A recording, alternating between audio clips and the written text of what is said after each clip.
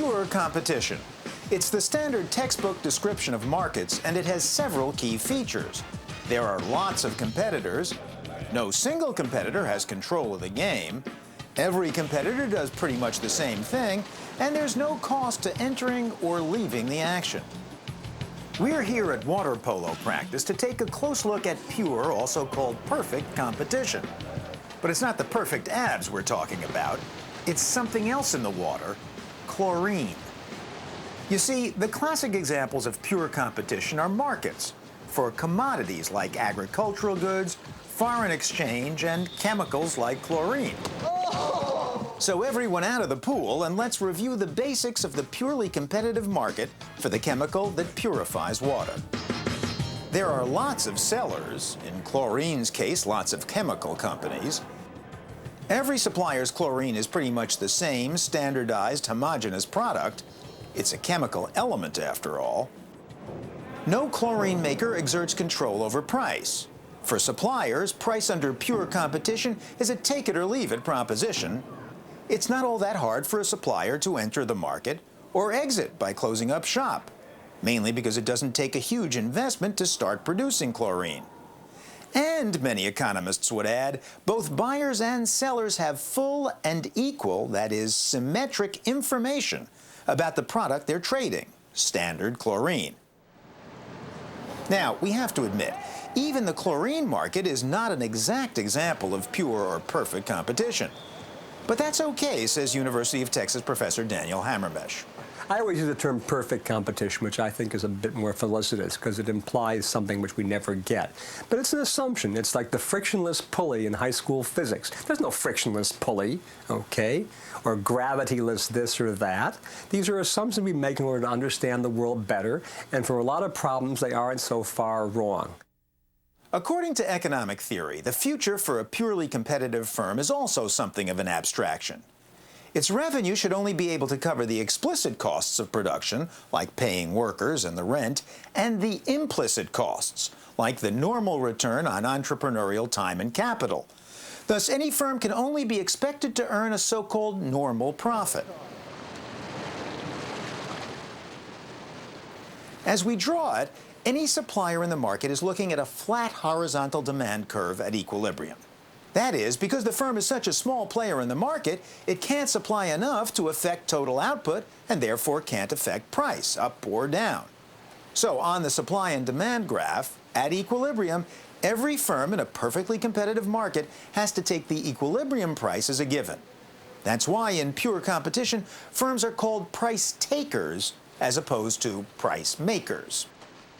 The price taker takes the prices given, takes it as a fact of life that it cannot influence the price, and simply decides how much to produce. But it does not, by producing more or producing less, try to influence the price. To try to find a reasonable approximation of pure competition in action, we went to Babson College, famous for its annual entrepreneurship competition.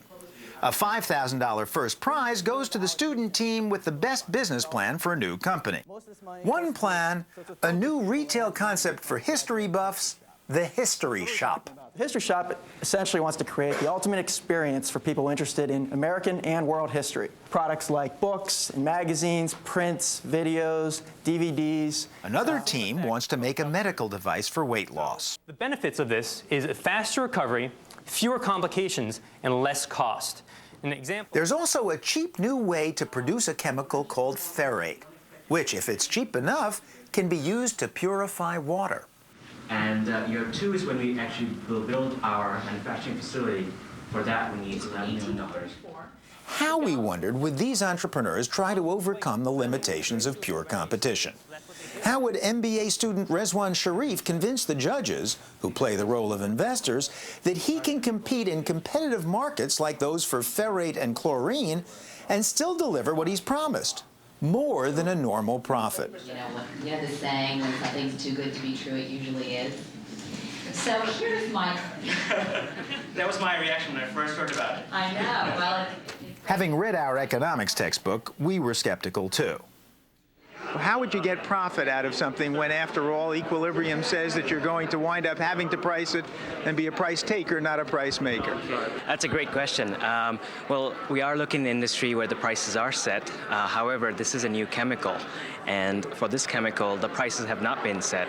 What we're looking to do is actually demonstrate its value. And we're going to go with a value price. So if it's more effective than two chemicals that can do the same effect, then obviously we have a greater value. In other words, Sharif wants to change the water purifying market, change the balance intrinsic to perfect competition by shocking the market with new technology. In the business plan, it states that one of your premises is that your cost of producing ferrate is much lower than with other companies. In fact, his way of making ferrate is so much cheaper than existing methods, it can now be used to purify water, even compete with chlorine. So to keep the picture simple, for any given quantity of water purifying chemicals, his costs will be lower. Therefore, he can produce more at any given price, a shift of his supply curve to the right. And if he does this before the other competitors in the marketplace, his firm will take away some of their business. Indeed, he thinks he can price enough above his own marginal costs to make an economic profit. Enough money to pay back his investors at more than the normal rate of return, and then some. Before I invest in this, one of the real paradoxes here is that you've got these giants in the chemical business, DuPont, GE, Nalco, and yet you said there's been no breakthrough in chemicals in this whole arena for the last 50 years. So my question is, why do you think, with all these giants, there's been no breakthrough? Well, what's interesting is it's not a new compound. It's been very difficult to produce until now. The raw materials are iron, potassium hydroxide, and water. These are generic materials. But the process with which you combine them to create the salt is one that's expensive. And that's our intellectual property. Sharif hopes to protect that intellectual property with a patent that would give his firm exclusive right to use the process for years. The GI Dynamics team is also using a patent to get around the strictures of pure competition. It's for a completely new product called the Slender Sleeve, a medical device for losing weight. And then it's going to be very thin. It's going to go down your throat, through your stomach, and then be placed firmly into your small intestine. So it's going to mimic what happens in the gastric bypass. A patent for the sleeve would mean that instead of many suppliers, there'd be only one, for a while at least, in the part of the weight loss market for the very obese. The patent protects GI Dynamics from competition while offering patients the less intrusive method of inserting a sleeve to prevent food absorption than an operation to temporarily staple off and bypass part of the small intestine. Will be cash flow positive, self-sustaining, within 1.5 years of commercialization.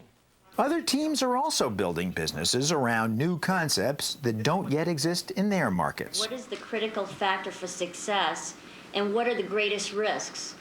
The critical factor for success, I think, would be partly... All of these ventures are would-be examples of imperfect competition.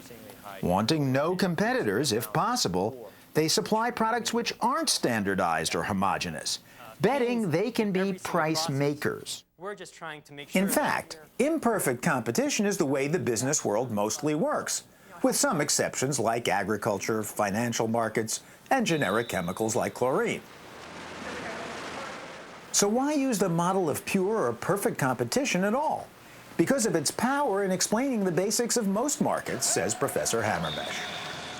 Most industries, it's true, there are slightly different products. Most industries, it's true, it's a bit hard to enter the industry. But it's not very hard to enter the fast food business locally. There are a lot of fast food places. It's not very hard to set up a new shoe store in the local mall. I mean, it can't be. There are 15, 20 shoe stores in every local mall.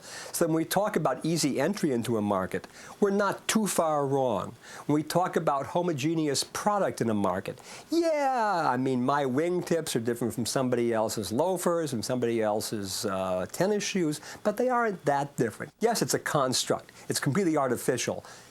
It's a darn good description, however, of most of what goes on out there in the real world.